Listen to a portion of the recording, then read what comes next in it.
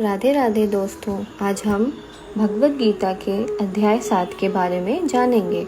भगवद गीता के अध्याय 7 को ज्ञान विज्ञान योग कहा जाता है।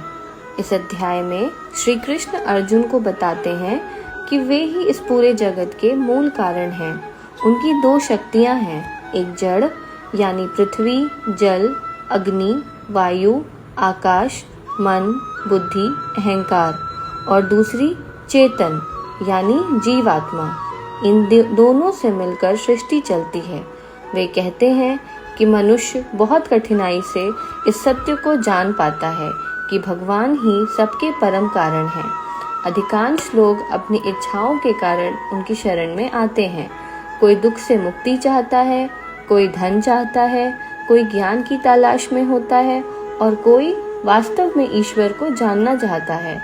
इनमें से ज्ञानी भक्त सबसे श्रेष्ठ होता है, जो भगवान को ही सर्वस्व मानता है।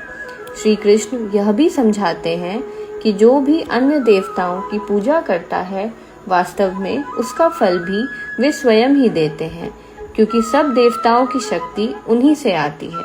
लेकिन जो भक्त केवल श्री कृष्ण की ही भक्ति करता है, वही अंततः प्रेम, सत्य और मोक्ष को प्राप्त करता है।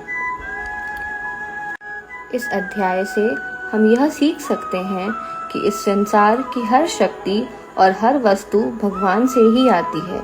सच्ची शांति और मुक्ति केवल श्रद्धा, भक्ति और समर्पण से ही संभव है। व्यर्थ भटकने के बजाय सीधा अपने कर्म और भक्ति को भगवान को अर्पित करो। राधे राधे।